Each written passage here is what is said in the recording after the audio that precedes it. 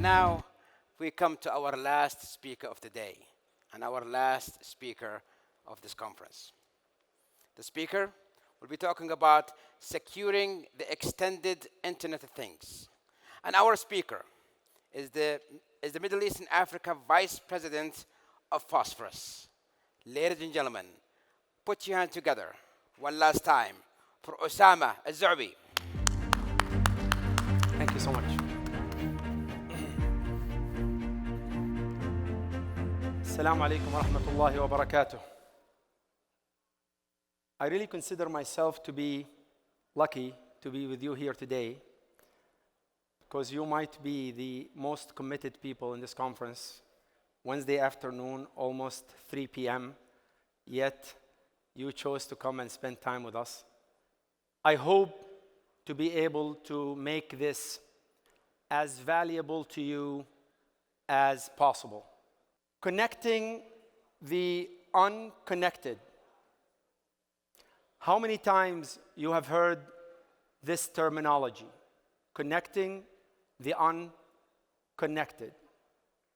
I just want to tell you that in my previous world, I used to be the CTO for Cisco in the Middle East and Africa, and I spent quite a bit of time with the majority of clients, whether in public or private sector, advising them to connect the unconnected, because we believe that when we connect things, we can bring things to life and we can realize tremendous value. Well, I can tell you today that we have done it. Over the past decade or so, there has been tremendous proliferation of devices connected to the internet, which is basically the super name of every network that we know in the globe. We have gone from few million devices back in the days today to almost nearing 60, 70 billion devices that are expected to reach beyond 100 billion devices only by the end of this decade.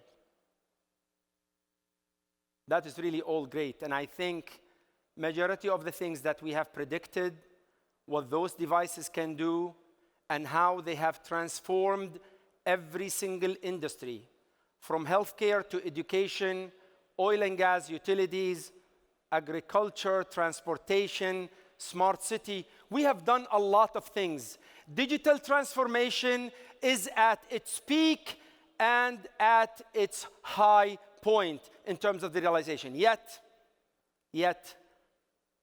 that, as they say, there is no free lunch, and lunch probably after the session, so I want to make it short so we can get to lunch. There is no free lunch. With that, quite a bit of challenges came about that we want to talk about today and share with you our view, how we might be able to address them. Today, in many cases, you're going to hear, or you have heard in many of the sessions, but also many of the literatures in the industry on IoT, but also you have heard OT. Now, Gartner have expanded that terminology, those 50, 60, 70 billion devices, depending on which analyst you listen to.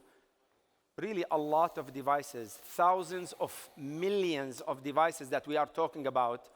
So they have expanded the terminology of IoT to expand to OT, as well as the device-specific. In many cases, we find them in our normal places. We at Phosphorus argue that there isn't a facility or a building or a business that does not have those devices. And therefore, expanding on that, we have coined the terminology that we call it the extended Internet of Things. And hence, you heard in the introduction, the extended Internet of Things. To us, any device that does not have a keyboard, any device that you can't install an agent on, any device that's connected to the IT infrastructure or to the network or to the internet that you can't install an agent on is considered to be part of that XIoT. Now, why that is, I will explain in a moment, because those devices are a lot.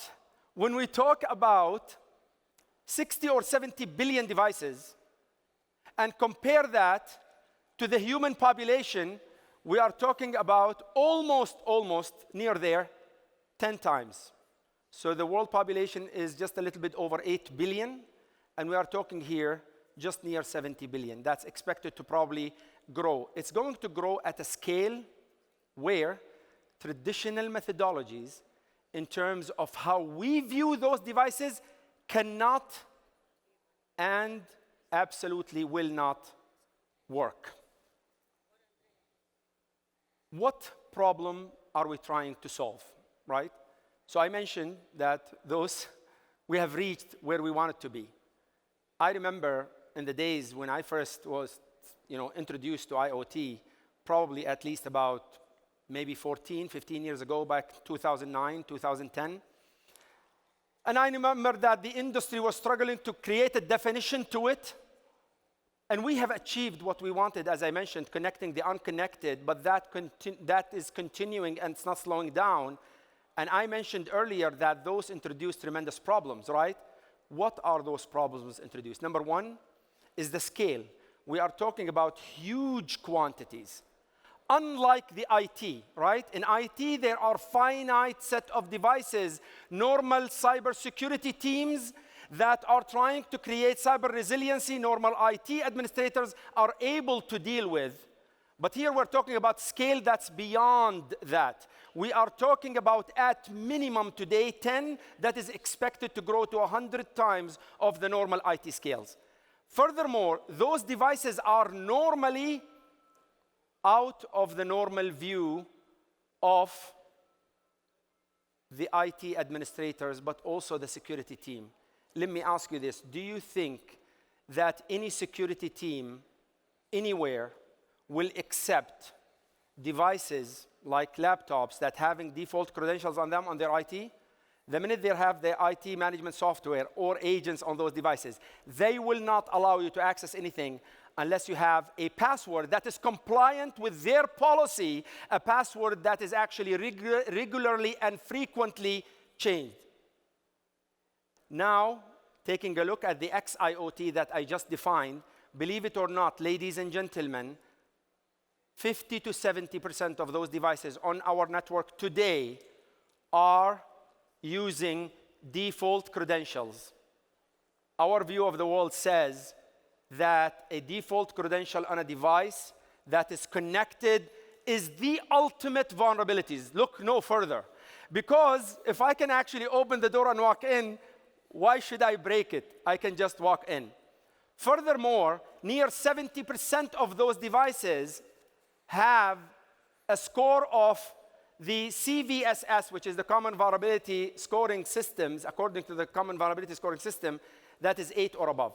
Now, I just want to maybe elaborate on that a little bit. 8 is high, and beyond that is considered to be critical.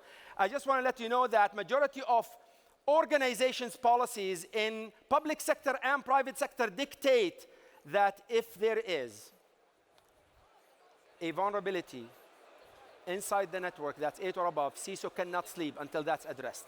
It means it is remotely exploitable. It means that your entire organization is exposed until you deal with that challenge. And there are many more.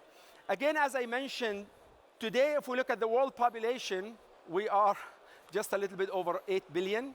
We are expected to probably by 2030 to be near 8.5 billion. And if we look at the IoT or the XIoT scale, that we can see potentially this will reach beyond 100 billion.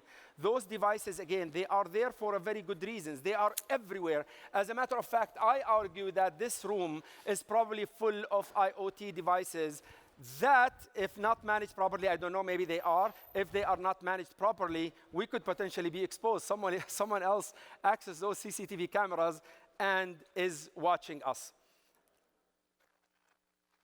One thing I want to close with on that is that since our company was founded back in 2017, the scale of IoT to date has at least tripled. Now, furthermore, on average, we find that majority of organizations, and probably yours too, have, guess how many IoT vendors those devices come from where? Normally, like if you look, you at most, you will find 2 operating systems, maybe 3 at most, like on IT devices, like potentially Microsoft, Apple, and maybe Linux, or maybe another one, but at most probably 3, maybe maximum 2. And for example, in our company, we only have 2, either Mac or Windows. How many IoT vendors do you think you have in your system, in your organizations? Take a guess, how many? Who thinks we have less than 5? Less than 5? Less than 10? Less than 50? On average, we find that our customers have 50 IoT vendors, 50. And that's why I tell you is that majority of the customers, we do maybe a quick, like a trivia questions before we do an assessment. We ask the questions, and majority always answer in a very few, under 10 IoT vendors. However, when we do the actual discovery and assessment, we find they have 50. This goes back part to the scale problem that I told you about. Because we deal with IT and we view the world in IT eyes, where the IoT world is completely different. You can't use, for example, the gold scale that is extremely sensitive on the fraction of a gram level to actually weigh metal things, right? So every scale has to be different. When we look at the world of IoT, there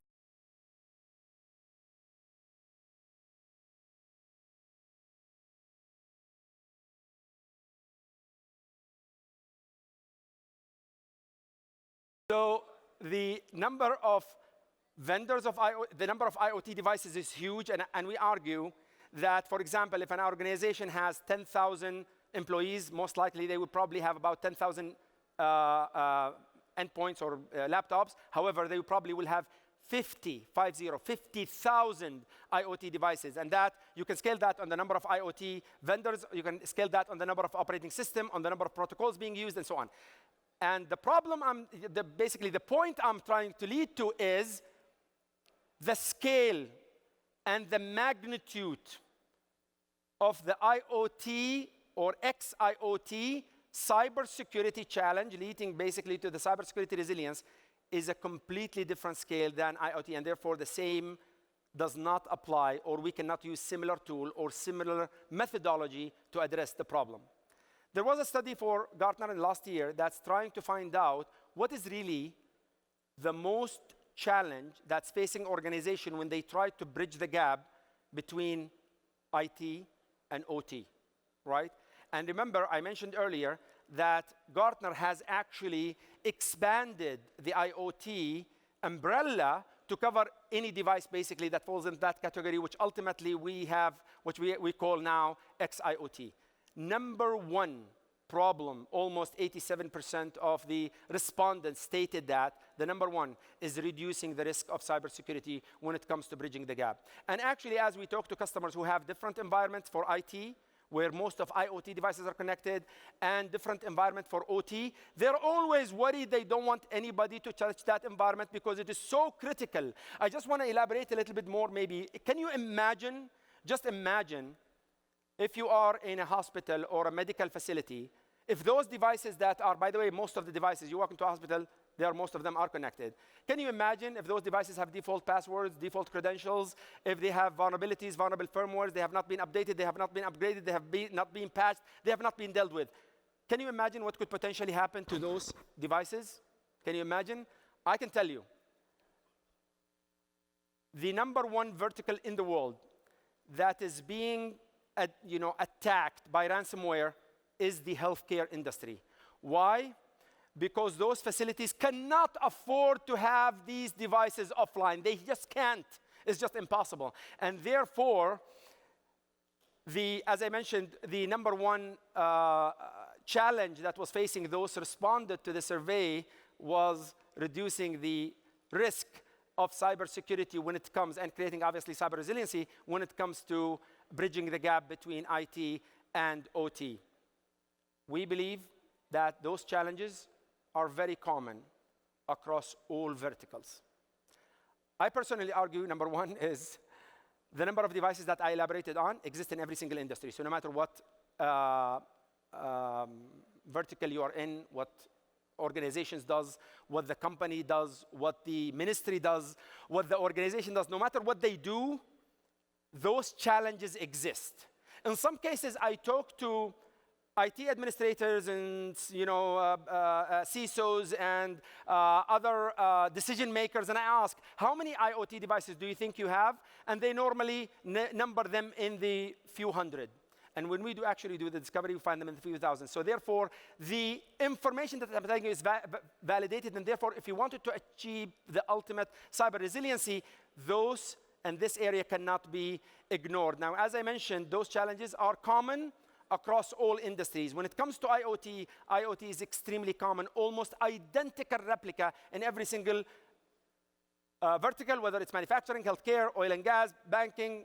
You can easily tell basically the number one and number two is healthcare and banking, because one deals with our health and the other deals with our money. But nevertheless, it is definitely common across all verticals. When it comes to OT, because it is very specific to the industry, now the criticality might vary. However, the environments are extremely similar. Now, I mentioned the challenges, by the way, that's in the normal world.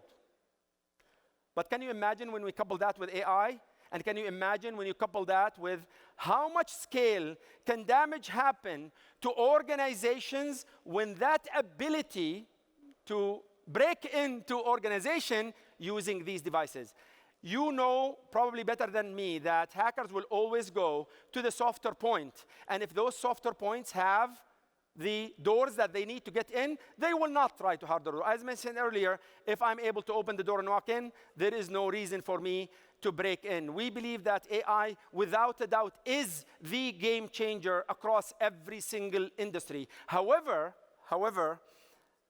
probably, and again, this is maybe according to some schools of thought in the industry, ultimately the large language models and the language models that are being used actually to deliver certain values within AI are most likely just going to be commoditized. They're going to be available for everyone to use. But where the biggest differentiator for organizations is going to be is the data. And therefore, you can imagine, as I mentioned, when you're talking about 70, 80 billion devices, 100 billion devices that are producing data, can you imagine what you could potentially do with that data and creating tremendous cybersecurity resiliency, but then be differentiating and value? We believe that discovery has to take a different approach. I'm reaching my closing comments. I have about 5 more minutes, and I will be closing. But what I wanted to say is that I spoke a lot about the challenges. I'm not going to spend a lot of time on the solutions, because we're more than happy to talk to you either over the booth or maybe happy to schedule time with you. We believe that in order for us to achieve cyber resiliency for the billions of devices that we're talking about, there has to be a disruptive approach. The current IT approach is not sufficient. The current IT approach is designed actually to deal with normal number of devices. I'm going to throw out a trivia question. Do you know how many administrators, IT administrators, for every 100 devices we have? So we have an estimate, for example, there is about 5 billion, right? There's about 5 billion IT endpoints, 5 billion in the world. So how many, for every 100 device, how many IT administrators do we have? Anybody want to throw a guess?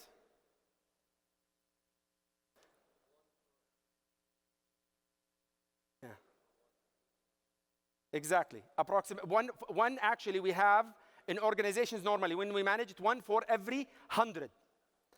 Yes, 1 person, 1 human for every 100. Now, I just want you to imagine for a second, if we wanted to apply the similar scale on the IoT, XIoT, the 8 billion humans on the planet will not be sufficient to deal that problem. And that's what I was trying to say when I said that traditional methodology, IT lenses to address the cyber resiliency requirement in XIoT environment cannot be the same. It has to be completely disruptive, furthermore automated, applied on AI.